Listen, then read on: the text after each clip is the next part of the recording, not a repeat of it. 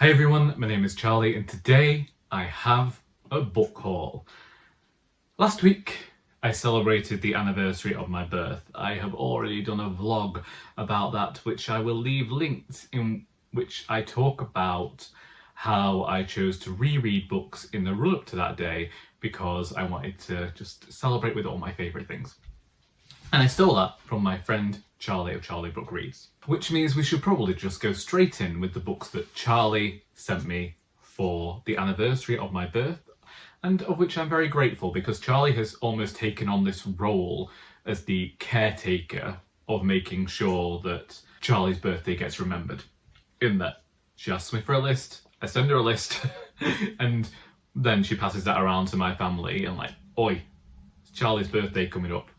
Help him celebrate. The first book that I opened on the anniversary of my birth is Quartet in Autumn by Barbara Pym. Now I put this on my list because I was going through all of the Barbara Pym books that I don't have, and this one sounded like one that I would prioritise reading over others, in that it's 1970s London and it's a group of people and it all seems to be about the workplace. They're all in an office and apparently there's some humour there, there's some loneliness of characters, and I quite like a workplace-based novel. I found it recently, well, I say that, I'm writing one. So yeah, looking forward to Quartet in Autumn. I said I wanted to read all of Barbara Pym's books this year and I've maligned her in favour of others. I might get to this sooner rather than later, hopefully, but I say that about all the books. How many times have I said that in the last 10 years? Don't take a drink every time because you would probably die of alcoholic poisoning. And then the next book that Charlie got for me was Wee Pretty Pieces of Flesh by Colwill Brown. This is a book that I included on my Booker wish list, having read the first chapter on my Kindle. And Charlie, knowing me, knows that I often forget the books that I'm reading on my Kindle and chose to get me an actual copy because she knew that I was enjoying what I read of this book. Have I continued it? No, because it was on my Kindle and Charlie knows me very well. But this is set in Doncaster, friends growing up in the north. And I'm just kind of really looking forward to it. And I don't know more about it than that, but I saw it on NetGalley, requested a copy, got a copy, and now I have a physical copy thanks to my friend Charlie. That's all I'll say. Next, we will go with the books that my sister got for me. So the first one is the Whisperwicks, The Impossible Trials by Jordan Lees. I read the first book in this series last year and thoroughly enjoyed it and have been long awaiting this sequel. I think I'm going to put this off until either the August bank holiday or closer to autumn because for me, I just really enjoy reading a sort of magical, mystical adventure in autumn that just seems synonymous with one another for me. It might just be because that's who I was as a child. I don't know. But when I read the first book, I got reminded of all the fantasy adventures that I'd really enjoyed as a child. It also helps that I had been writing and working on a fantasy adventure at the time. I'm just really, really looking forward to returning to this. There's something creepy about the way Jordan Lees does his fiction, but it's a creepiness that just fills me with wonder and I really enjoy, and that makes me sound weird, but I am. And then the next book is Vianne by Joanne Harris. I and ahed over this book because generally I don't like prequels, and this is a prequel to Chocolat, The Lollipop Shoes, Peaches from Monsieur le Carré, and The Strawberry Thief, all books that I've really enjoyed in the past, and oftentimes I'm there saying, why do we need a prequel? Prequels aren't necessary, we know what's going to ultimately happen to the characters. But I don't know, it was Joanne Harris and I just really wanted to read it. Next, we move on to the books that my mother got for me. And there is some sort of tale here where my mother said no matter what she does, even when she gets it right by getting what I wanted, there's still something that's gone wrong. And so firstly, we have The Little Friend by Donna Tartt. I asked for this because I thought it was going to match the copy of The Secret History that I'd read earlier this year. And in terms of things, it does. It feels a little bit cheaper. The reason I wanted it to match that version of The Secret History is because that had a readable font in, and every copy of The Little Friend I've ever seen has had an unreadable font. Unfortunately, this still has the unreadable font. I don't know why. Maybe it's because the book is such a long book, but it's got wide margins and very small writing that I find it difficult to read. Apparently it's called Century School Book, specifically designed for school textbooks. and it's got great legibility. That's an effing lie, because I find it very difficult to read this. I ended up downloading a copy from BorrowBox just so that I could read the first chapter. Maybe I'll like get some reading glasses and be able to go on with it, but I don't understand what they're talking about with legibility here. Anyway, I read The Secret History earlier this year. My friend Joy told me that this was actually her favourite out of Donna Tartt's novels, therefore I decided to get it. There's something about a child being killed, and this being 10 years on from that event, so we will see. And then the next book I got is The Devils by Joe Abercrombie. But this happened in an odd way. I put this book on my list because I've been looking for books by Joe Hill. And as the internet does sometimes, it put this there as another recommendation, and I didn't notice that it wasn't the same surname. So I read the blurb and I thought, oh, that actually sounds something that would really interest me. And then apparently this author writes grim dark fantasy. And I've been avoiding grim for a long time. I'm not really sure how to explain this book, other than there are monsters and plagues and famines and all of that fun sort of stuff, and that there are apparently convicted monsters and a Brother Diaz and a coming apocalypse. Charlie has since told me that readers whose opinions she values have got on with this book and thoroughly enjoyed it, so I am looking forward to it, but similar to the Whisperwicks, I think that it might be a book that I get to later in the year. And now, let's move on to some second-hand books. The day after the anniversary of my birth, I decided that the mother and I were heading back to Tideswell and Bakewell. We were going second-hand book shopping, and we were going to have an all-round good time. We didn't get to have dinner out, and I'm still upset about that, but hopefully we'll be able to rectify that situation at some point. One book that I didn't get from that excursion, that I got from the charity shop, is The Divine Comedies by Tom Holt. Now, this is a bind-up of two of his novels, which are Here Comes the Sun and Odds and Gods. The first one is a new higher power is going to take over somewhere, but the one that really got me was Odds and Gods, where a load of gods have moved into a retirement home. I don't really know what's going to happen, but the idea of gods being in a retirement home I found humorous. A few years ago, I read The Management Style of the Supreme Beings by this author and really enjoyed it. And I've been meaning to go back to him for a long time, so when I saw this, I thought, yes. I did see another one when I was in the Tideswell bookshop, but I thought, let's not do what we've been doing this year and fill our shelves with authors that we haven't read, like I have been doing with the next two authors. When you went into this bookshop in Tideswell, they had a load of plastic boxes outside, and the first book I saw was The Ivy Tree by Mary Stewart.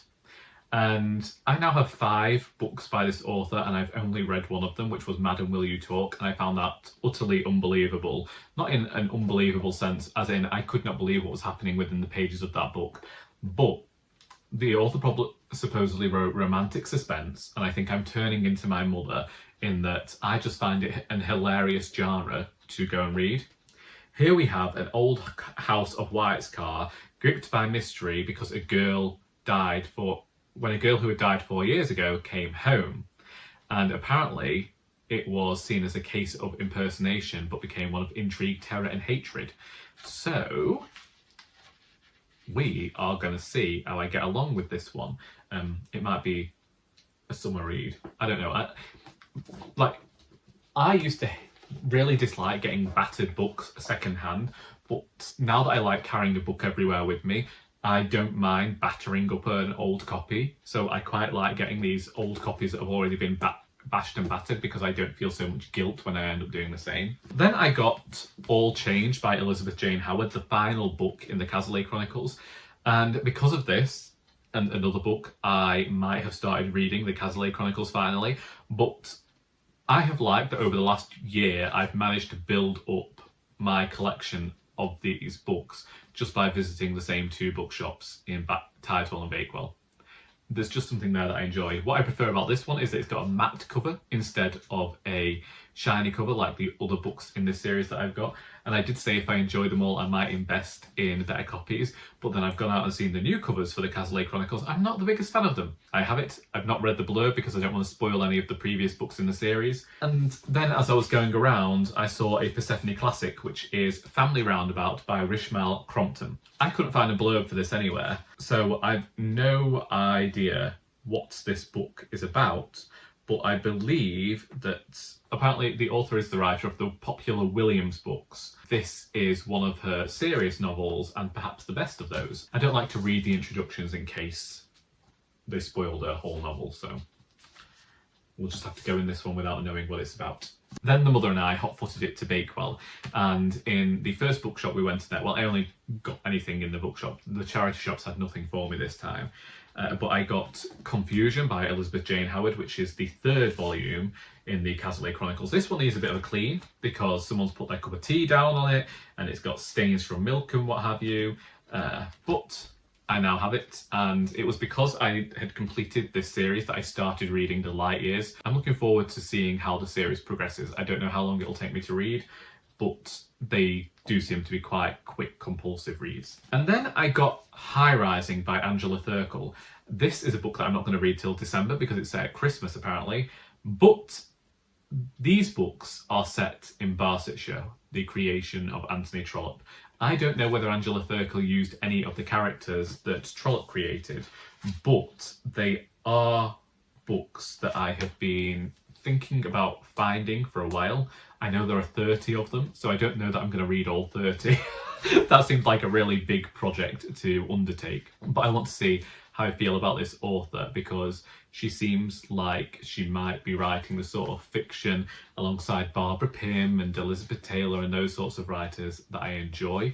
And this was the first in that series, and it is apparently a celebrated classic comedy, and all I needed was to know that it was humorous, and I got it. And finally, a book that wasn't second-hand, but I went into a bookshop that we have always gone in. As we've been going to Bakewell now for 17 years. Originally there was a Bakewell bookshop, and then there was this bookshop, and we didn't know about the second-hand bookshops. And now the Bakewell bookshop's turned into a cafe and this like artist's emporium thing, so we never visit. But this bookshop is still standing, and it sells remaindered books.